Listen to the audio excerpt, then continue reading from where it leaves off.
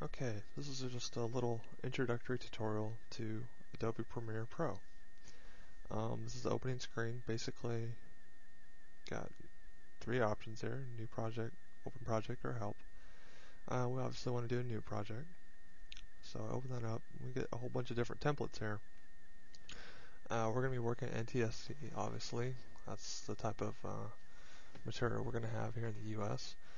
And you got standard 32 kilohertz, standard 48 kilohertz. 48 kilohertz is DVD quality audio, and standard is the ratio is 4:3, and widescreen would be 16:9. And we're going to be working with a 4:3 item, and then I'm going to want to designate where I want all of my files to be located. So I'm not going to let it be in the default location. I'm going to put it in a specific folder. It's my output folder, and I'm going to give this project a name and click OK on that. And then basically it opens up a bunch of windows, and sometimes it's not really the layout that you want. You can quickly go up here to Window, Workspace, and I like the editing one, since that's what we're going to be doing is editing. So this gives me a monitor, a sequence. I can view my sequence output right here. This is my timeline down here. Get your history and info. And then right here is where all your assets are. This is sequence 1. We obviously don't have anything in this sequence. The first thing you're going to want to do is import some assets. Our footage in this one. I can right click here, import. I can do a file import, or I can hit Control I. There's a lot of keyboard shortcuts, as you can see, and the more you learn them, the faster you'll get at maneuvering around things. But I'm just going to right click and hit import. And I got this little martial arts thing that was actually captured off TV. And when I do that, you'll see down here it says it's conforming this file. Basically, it needs to conform the audio and the video to something that can be used by Adobe Premiere Pro. So I'm going to hit pause here for a second and let it do that. Okay, I just decided to just go ahead. It basically will be creating this file in the background. We can still work with it though. So I have a sequence here. I have our clip. It's really smart to create folders. So they're called bins in this case. So a footage bin, a sounds bin, images bin, and I never do more than one sequence usually, but you can have a sequences bin. You might want to do a second sequence that would just be for testing out ideas and stuff. And I'm just right clicking. You can do this all in this window here. Your project window here. New sequence, new title, new bars and tone, new black video, new color matte.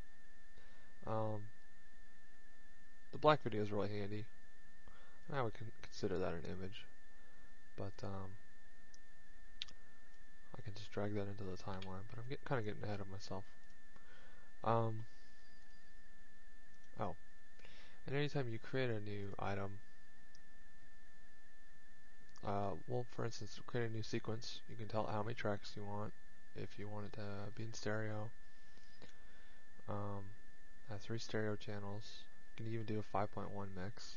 It's kind of advanced for our uses here. And it's not in any bin until I move it there, so I'll drag and drop it.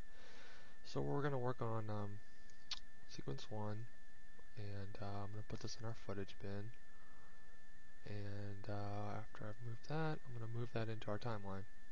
Now, this clip is actually 320 by 240, which is not really our dimensions of our movie here. So I'm going to just do kind of a cheat just to get it the size we need it.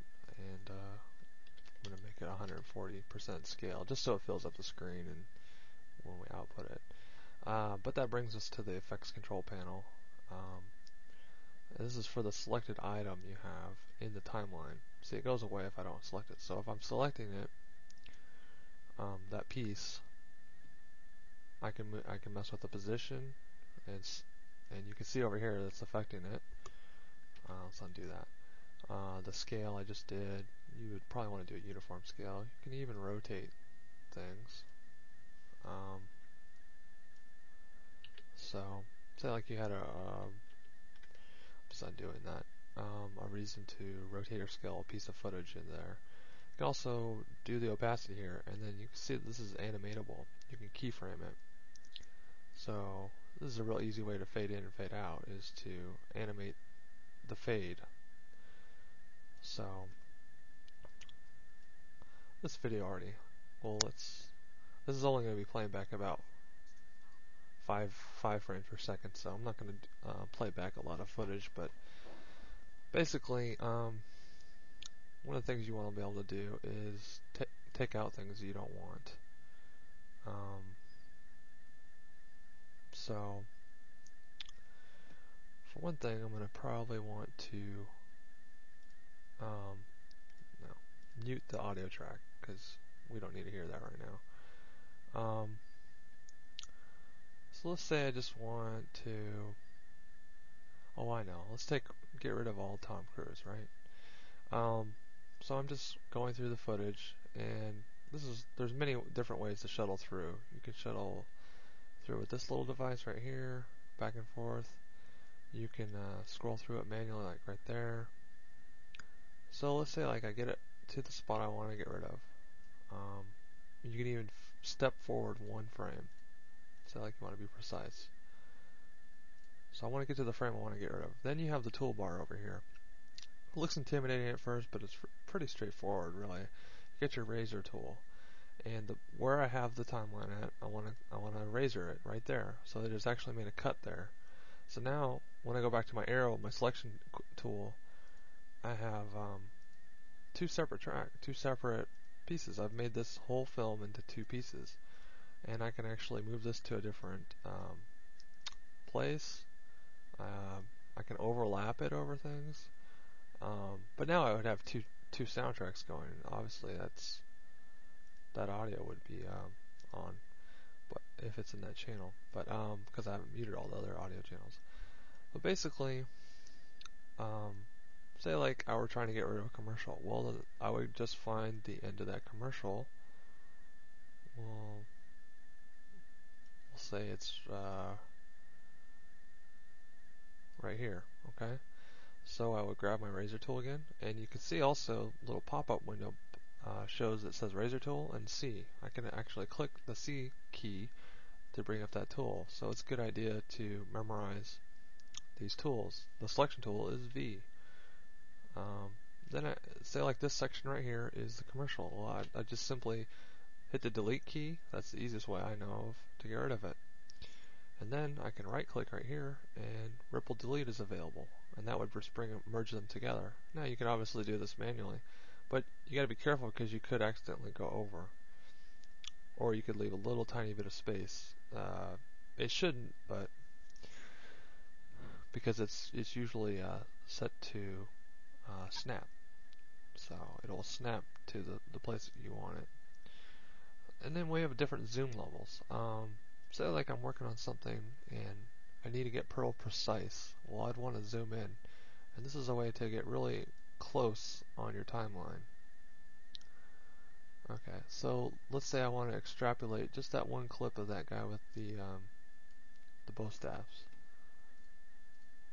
or what has he got there? A sword and something else. I don't know.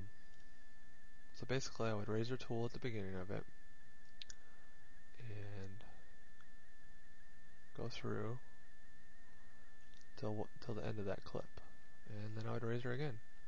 And basically, I could even rename this clip. I could say we could rename it to